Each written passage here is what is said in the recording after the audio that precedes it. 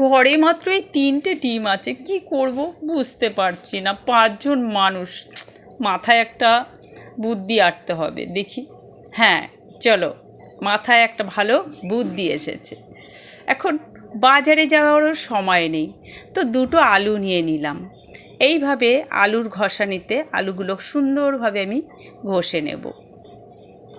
তো দেখা যাক চটজলদি এই 3টে ডিম দিয়ে আমি 5 জন মানুষকে কিভাবে রান্না করে খাওয়াই।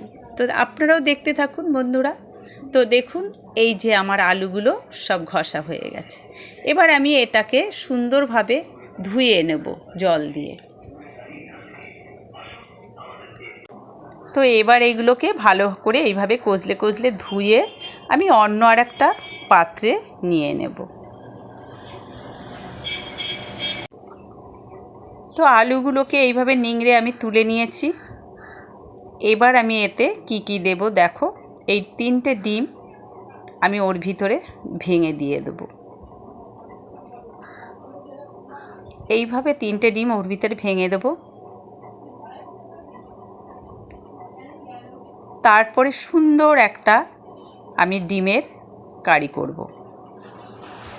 তবে হ্যাঁ, কোনো মশলা আমি এতে দেব না। আমি পোস্ত কাঁচা লঙ্কা দিয়ে এই ডিমের তরকারিটা করব। তো একটু নুন হলুদ আর লঙ্কা সামান্য দিয়ে এটাকে ভালো করে মেখে নেব।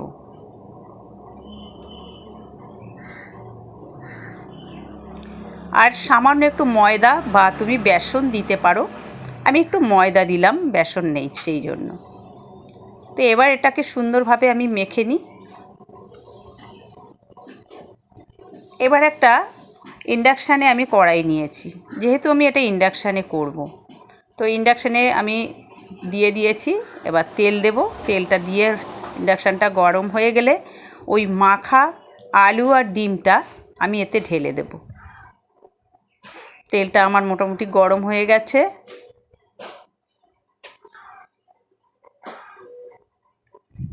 এইভাবে আমি ডিমটা এবার ঢেলে দেব। তারপরে একটু কমিয়ে লো স্টিমে আমি ডিমটাকে ঢাকা দিয়ে রেখে দেব। যেহেতু এতে আলু আছে, একটু ঢাকা দিলে আলুটা সিদ্ধ হয়ে যাবে। তারপরে একটু খেলিয়ে দিয়ে ঢাকা দিয়ে দেব। এবার এটা থাকুক লো স্টিমে। ততক্ষণে আমি অন্য কাজ করি। আমি পোস্ত আর কাঁচা লঙ্কাটা রেডি করে নিলাম। এটা তরকারিটা যখন হয়ে আসবে, এটা দিয়ে আমি নামিয়ে নেব। আমি শিলনোড়ায় এটাকে বেটে নেব। তো আমি এটা রেডি করে রাখলাম, বাস। তো এবার আমি আরও 2টো আলু নিয়েছি। এই আলু দুটোকে আমি মাছের ঝোলে যেরকম কাটে, আমি সেইভাবে পিস পিস করে ছুরি দিয়ে কেটে নিলাম।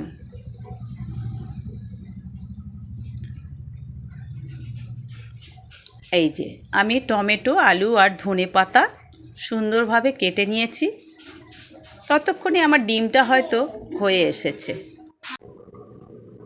তো দেখো, আমার ডিমটা কত সুন্দরভাবে ভাজা হয়ে গেছে। এবার উল্টে দিলাম আর একটু হয়ে যাওয়ার জন্য। দেখো, 2টো সাইড সুন্দরভাবে লাল করে আমি ভেজে নিয়েছি। এবার আমি কড়াইটা আবার বসিয়ে একটু সর্ষের তেল দিয়ে দিলাম। এতে কালো জিরে ফোড়ন দিয়ে আলুগুলো ভেজে নেব। আর তারপরে আমি এই ভাজা ডিমটাকে আমি পিস পিস করে বরফি মতো কেটে নেব। দেখো আমি কিভাবে কাটছি ডিমের এই কারিটাই। দেখো পুরো চৌকো মতন বরফি হয়ে গেছে। এটা রেখে দিলাম সাইডে। এবার আমি আলুগুলো ভেজে নেব।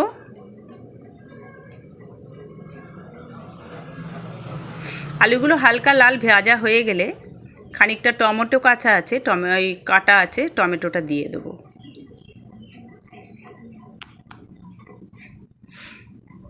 ধনে পাতাটা একদম সর্বশেষে দেব আমি, তরকারিটা হয়ে গেলে। আরও একটু নাড়াচাড়া করে নেব। তারপরে এতে নুন, মিষ্টি, হলুদ পরিমাণ মতো স্বাদ আমি দিয়ে দেবো। দিয়ে এটাকে আরেকটু ভাজা ভাজা করে নিয়ে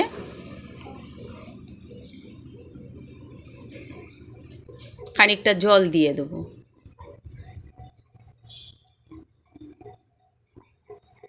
তো খানিকটা ভাজা লাল হয়ে এসছে, এবার আমি জলটা দিয়ে দেবো। জলের পরিমাণটা একটু বেশি দেব, কারণ ডিমের যে ভাজাটা আমি ভেজে রেখেছি বরফিটা, ওটাতে জলটা অনেকটা চুষে নেবে, সেই জন্য একটু বেশি করে জল দিলাম।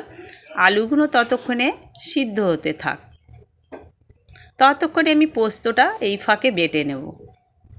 তো এবার একটু ঢাকা থাকুক।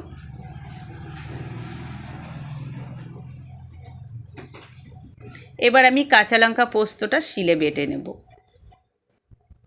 তো দেখো আলুগুলো সিদ্ধ হয়ে গেছে, ডিমের বরফিটা দিয়ে দিয়েছি, আর পোস্তটা দিয়ে দিয়েছি, ধনে পাতাটা দিয়ে দিয়েছি, হয়ে গেল আমার ডিমের চটজলদি কারি। Bye bye, tata.